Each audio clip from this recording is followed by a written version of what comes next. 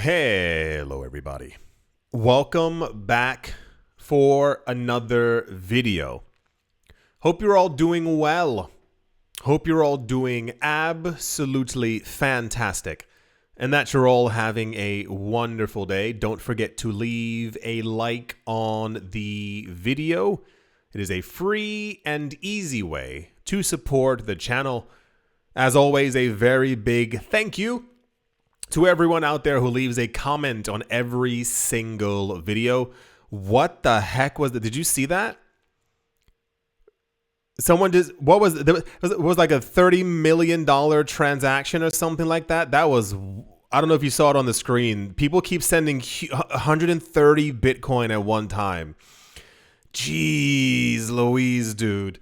A very big thank you to everyone who leaves a comment on the video. It helps out the algorithm a lot. Without any further ado, because that was definitely an ado, let's jump right into it. A lot of interesting news the last few weeks, more so than usual. We're getting a lot of like, oh wow, that's the first time that's ever happened ever. I can't believe, like that kind of thing. And it's not the first time that it happened, or people are reporting on stuff as if it's kind of some like almost like a miracle in some sort of way that this event could have possibly taken place. We had one maybe a week ago at this point, discussing the universities. If you weren't here, we found out that a U.S. university bought some Bitcoin. And every article was talking about it was the first time that it's ever happened. And then I showed you an article from 2018 where them and a bunch of other universities had already been doing the same. A lot of the institutional news has also ramped up. We're getting a lot of crazier price predictions almost daily at this point, where we know that institutions and companies, corporations and governments have like ramped up their buying, and therefore that ramp up in buying is decreasing the amount of Bitcoin and crypto on crypto exchanges. The rich are basically getting crypto richer, and everyone else is kind of sidelined, waiting for the market to do something complete. I honestly don't know. A lot of it becomes quite exhausting if you haven't been here the last couple of weeks, just because there's so much discussion as to where Bitcoin's going to go. Because of the news, can figure out where Bitcoin's going to go. But a large other portion of it just kind of like rests on the shoulders of like retail investors. There was also retail news about 10 days ago where the only people still selling are retail investors. Surprise, surprise. Surprise! Words were the words. Goldman Sachs. Goldman Sachs has increased its stake in BlackRock's iShares Bitcoin trust called IBIT by another 28%. Now holding 30.8 million shares in the Bitcoin ETF, worth 1.4 billion US dollars. This came as a shock to a lot of the market and people within the space last year, when we began to hear that a lot of these larger banks who had shunned and or spoken negatively about Bitcoin over the course of multiple years, for some reason, were buying large amounts of Bitcoin, and nearly specifically through BlackRock's Bitcoin ETF. I'm pretty sure we had Goldman Sachs news. It must have been half a year ago. I don't remember exactly when it was, but they had hundreds of millions of dollars worth of Bitcoin by then. And do you understand how weird this is? I'm not trying to change the tone of the video, but really answer me. Do you get how odd this is? Do you understand how much 1.4 billion US dollars is? Do you understand what Goldman Sachs could have done with $1.4 billion? They could have bought Amazon stock. They could have bought Nvidia stock. They could have bought entire towns. They could have bought, such a large amount of land that it would have actually boggled the mind. They could have bought gold. And instead they use that money. I keep trying to, not keep trying to, but sometimes I have friends who know that I'm in the market, and it'll pop up, they'll ask me questions about things happening. And I try to explain it to them, but like it's almost like I see like a light dimming in their eyes and I say nothing complex in any sort of way. I just tell them what's going on, and I try to mention like the highlights. This company has 600,000 Bitcoin. That company has 600,000 Bitcoin. This major bank owns 180 million. That bank owns 300 million. Goldman Sachs owns $1.4 billion, and it's this like hyper disinterest. They really don't care even after asking me the question. And it's the same thing in crypto. This is like the third or fourth time I remember saying this. Does this do anything to you when you hear this news? Like, give me like an honest answer.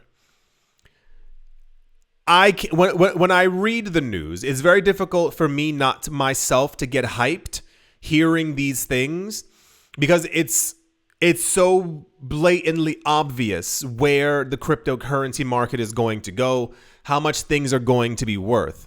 Goldman Sachs isn't buying $1.4 billion in a Bitcoin ETF because they're trying to break even. They're not even trying to double their money. They want to 100x where the current price is. It's the same exact thing with BlackRock. Like, I remember people being like, well, it's not going to have a big effect on the price. And it's like, how aren't you able to, glimpse half a second further into the future? You think BlackRock already owns, if you missed the video, BlackRock, State Street, and I believe it's Fidelity.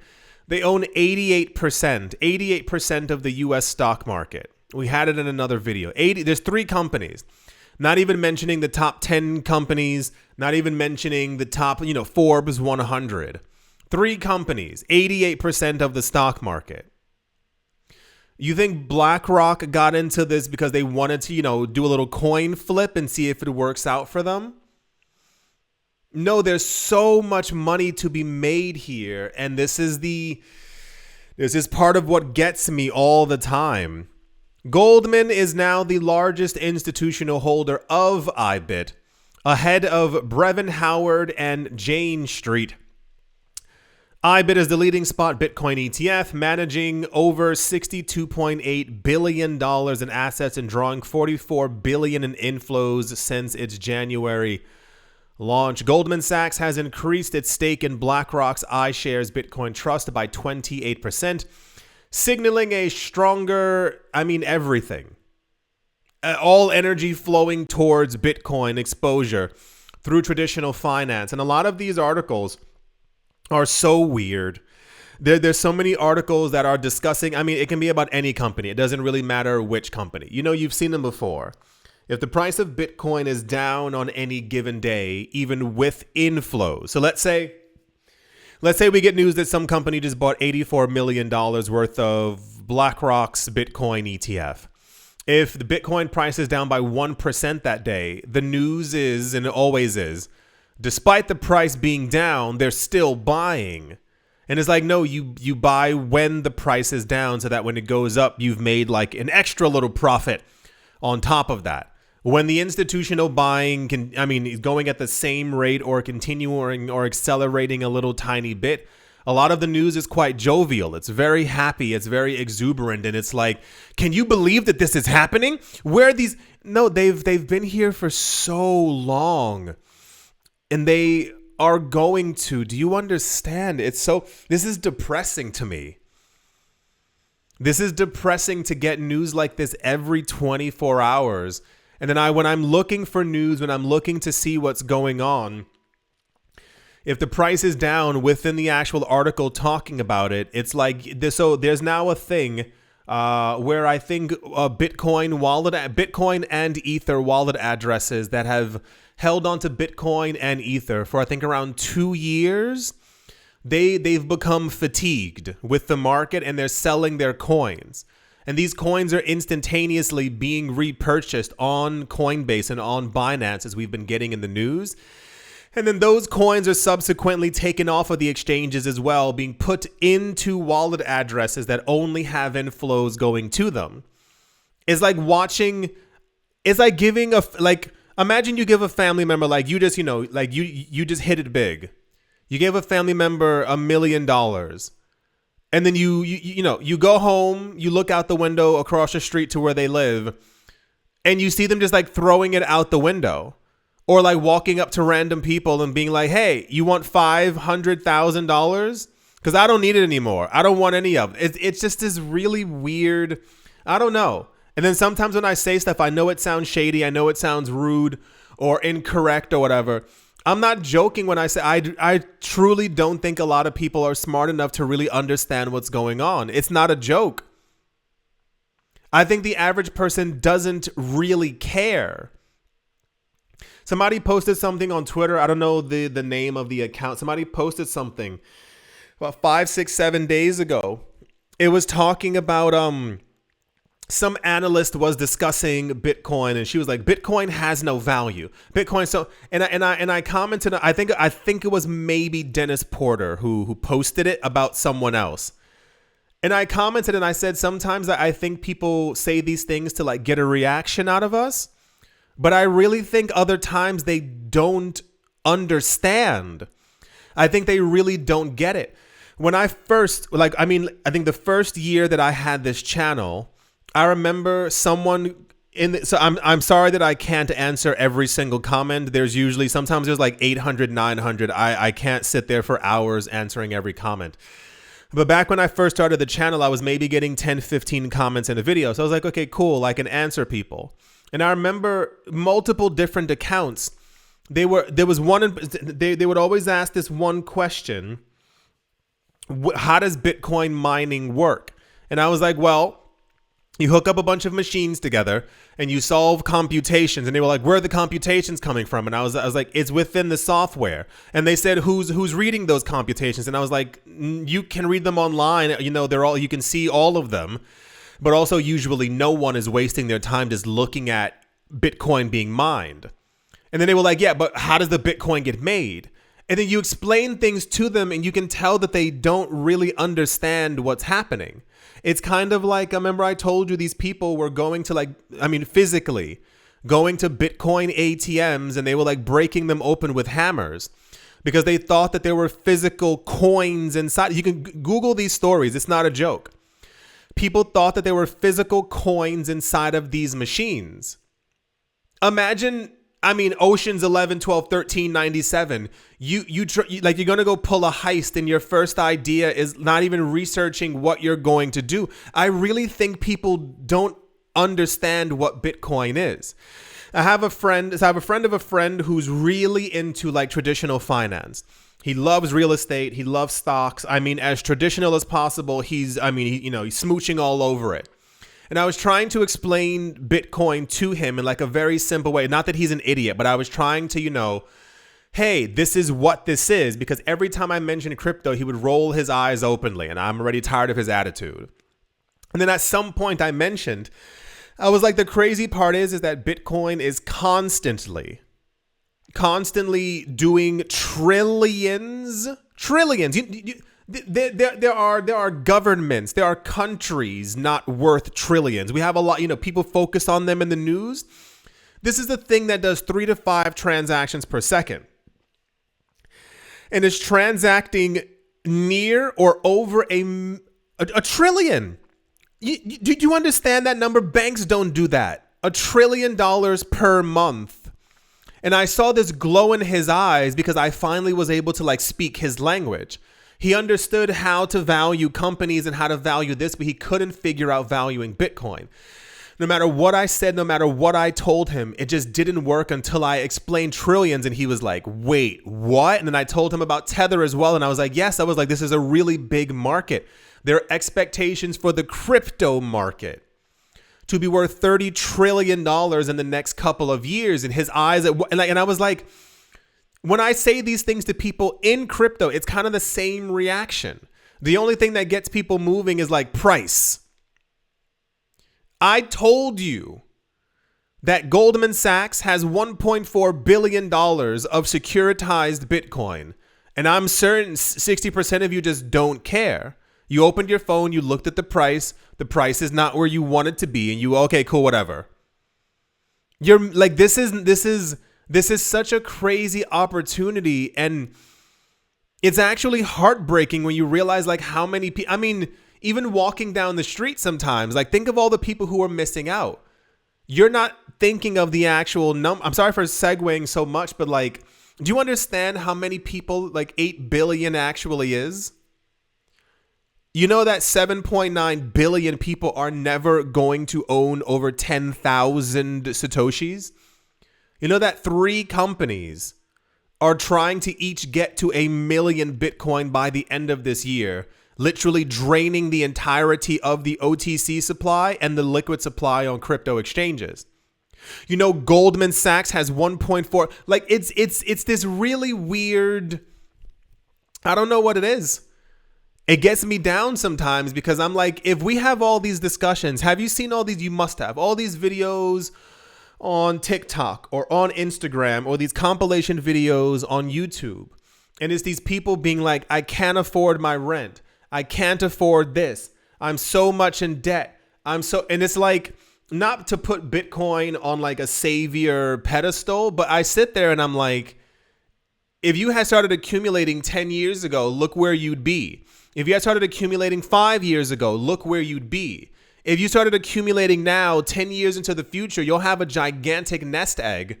But it's almost like no getting through to people. Only like now exists, and they can't think any further. Like we're constantly told by yoga gurus and all these other people like to, think of now, think of the present. And it's like, yeah, but sir, I need to also think like a couple years in the future because I want more money in the future than I currently have right now. So many friends who I have and have had over the years telling them like, dude, you can't pay your rent. Let me help you in some sort of way. Like I can help you slim down your, make you a budget, slim everything down, help you put away 300 per month. I'll help you invest 100 of it. Like you'll build up something. 10 years later, I see these people, they're worse off than they were before. And it's like, and now you're in crypto. You are here. You hear this news all the time. And there's no like, it's not even like being proactive. It's just like, don't care-ative. Like people just don't care about any kind of news that doesn't have to do with prices rising or them instantaneously becoming rich. And even then, I told you before in other videos, most people don't even know what to do with that money. It's not even that it sounds like a joke. When I see people talking about what they're going to do when they take profit or when they cash out, about a good 80% have no idea what they're talking about unless you are simply not providing adequate information. Everyone's like, I'm going to invest it in something else. People keep saying, I'm going to put it into stocks. No one cares what stock you're going to put it into, but like a little, it's just, and then it's guys, it's odd. It's so odd. It's so odd. Please have a plan. Please have, I always have 5-year plans. Please make a 5-year plan. Where do you want to be? How much money do you want to have? What position do you want to be in? How much, what kind of property do you plan on buying? According to a new filing with the US SEC, Goldman Sachs has, okay, you get the point. Yeah. I saw this on a couple of websites, and this was touted as like, it's weird that Goldman Sachs is doing this, and it's like, no, they want all of it. They want all of it. You're not understanding how much the world is changing, that the US dollar is not going to be the same US dollar that you grew up with. It's changing. It's disappearing. People are de-dollarizing themselves right now. Governments on the news being like, no, in 5 years, we will not be dependent on the US dollar anymore. You hearing that other countries are then spending money to buy Bitcoin, their sovereign wealth funds, and people in crypto don't get it. It's weird, guys. It's very, very weird. That's the Goldman Sachs news. Okie Let's move on. In news that was also supposed to be, I don't know if it's supposed to be cool or like renegade-ish. I'm truly not certain. The government of El Salvador continues stacking Bitcoin for its national crypto reserve, despite an ongoing deal with the International Monetary Fund, stipulating that the Central American country must stop using public funds to purchase Bitcoin as one of the conditions for a loan agreement. This happened like 9 months ago, and people report on this, I want to say, weekly. For those of you who don't know, El Salvador, I think even before making Bitcoin legal tender, they announced that they would be buying a Bitcoin per day. A Bitcoin, one entire coin. That set the market ablaze. Everyone was like, I can't believe it. They're heroes. They're awesome. And it was like, okay, cool. At some days, they were purchasing 6 Bitcoin, 8 Bitcoin. If you were here for the other videos, people were complaining because people were very angry that they were buying more Bitcoin than they said that they were going to. A couple of months ago, I think El Salvador has a lot of debt, as many countries do. And they struck a deal with the International Monetary Fund to basically help them pay their debts off. But one of the conditions was that the using public funds to be able to purchase Bitcoin, but there was some other kind of stipulation. It wasn't a banning. They weren't banned. They weren't restricted from buying Bitcoin at all. They had to simply find other ways. A week later, El Salvador announced their numbers again, and they said, hey, we have 7 more Bitcoin. And everyone was like, yeah, take that, IMF. And I was like, what? And I kept on reading more articles and what people were saying online. People thought that El Salvador was kind of like, take your hand and get rid of your thumb, your pointer, your ring finger, and your pinky. That's what they thought they were doing to the IMF. And I was like, no, they're just not part of the stipulation was that they couldn't do the letter A or B, but the rest of the alphabet still remains. That's why the US is having these weird discussions about selling cheese and gold to buy Bitcoin. But every time that El Salvador buys more Bitcoin, it keeps making it into the news as once again, something heroic. They're fighting the power, and it's like, no, they're still falling into what they need to do. According to data from the El Salvador Bitcoin office, the country acquired an additional 7 Bitcoin in the last 7 days, bringing their total Bitcoin holdings to 6,173, valued at 637 million. That's a lot of money. 637 million US dollars. El Salvador's Bitcoin office has continued its steady pace of Bitcoin acquisitions months after the IMF agreement was signed and shows no signs of halting their Bitcoin purchases.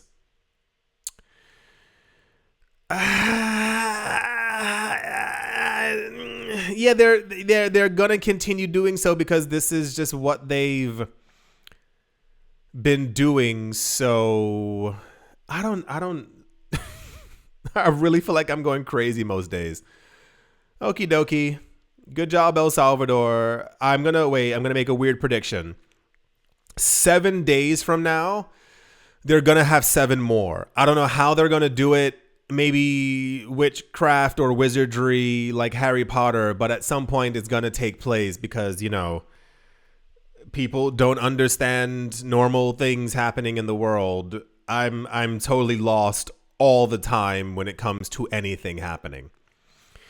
In another significant development, it's called Belo Horizonte, a major city in Brazil, has officially declared themselves the capital of Bitcoin.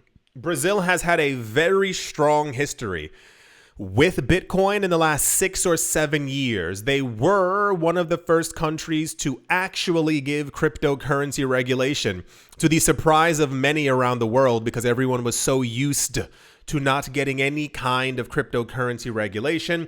I believe it was Rio and I always forget the name of the second city, who announced years ago, I believe, that they were also beginning their own Bitcoin reserve. Back then it wasn't called a reserve. Everyone says reserve now because the U.S. is building a strategic reserve, and therefore the reserve word always ends up being thrown inside there.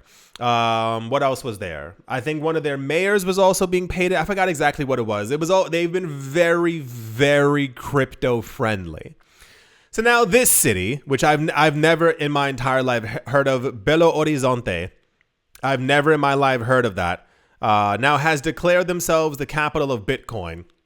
The city council made this decision during a meeting earlier in the week. At the meeting, 20 councillors voted in favor, 8 voted against, and 6 members chose not to vote. This is an essential step for the city as it plans to make Bitcoin a big part of its economy. Councilman Vile Santos, who introduced the proposal, wants the city to become a leader in Bitcoin and digital money. Santos even pointed to the U.S. government interest in crypto to show how big and widely adopted this asset is becoming. He believes Bitcoin can create fresh opportunities for people within the city. It's not often that you hear, how do I say this? Remember I said before a couple of years ago, the people who kind of adopt this first are going to be the richest people, and whoever you are, whoever actually got all of this to go through and everyone who actually voted on it, I need you all to really understand something very plain and very simple. This isn't a joke. No matter what any common person says, no matter what Jamie Dimon says, no matter what Warren Buffett says, no matter what that woman who was posted on Twitter was talking about, no matter what, their Bitcoin's going to succeed because of the people in the community and basically because of all the very wealthy people who are going to make sure that it succeeds. If you are early in this game, you are going to be rewarded handsomely. If you decide to continue sitting on the sidelines, you are going to miss out. I said years ago, every country, every city, every province who adopts this is going to make large amounts of money in the future, and they're going to be viewed as some kind of a genius, as some like, you, dude, you are so smart. And it's literally just reading. There was a town, I don't remember where. There's some town in the US, I want to say in the Midwest, I don't remember, who announced, this was 2018, that they liked Bitcoin. So the entire town pooled their money together to get Bitcoin mining equipment, and they were mining Bitcoin as a town. And basically they evenly divide all the Bitcoin that they get. That was 7 years ago. I can't imagine how big their operation is now. I can't imagine how much money they have, how much money they've made over the years when it was a lot easier to mine Bitcoin, how much Bitcoin they've been buying themselves. Like, it's just about getting in early. So yeah, very cool news, I guess. I don't know the size of the city or what they're going to be exactly doing, but I would assume they're probably also going to be creating their own reserve and trying to get companies and things like that to also begin accepting crypto as a form of payment. So yeah, I think that's going to do it for this video. I do hope that you've all enjoyed. I do hope you all are having a great day. Morning, afternoon, evening, wherever you are, wherever the heck you might be, I do hope it is absolutely fantastic. Thank you all once again for watching, listening, liking, commenting, and supporting, and I will most certainly be talking to you all soon. See you.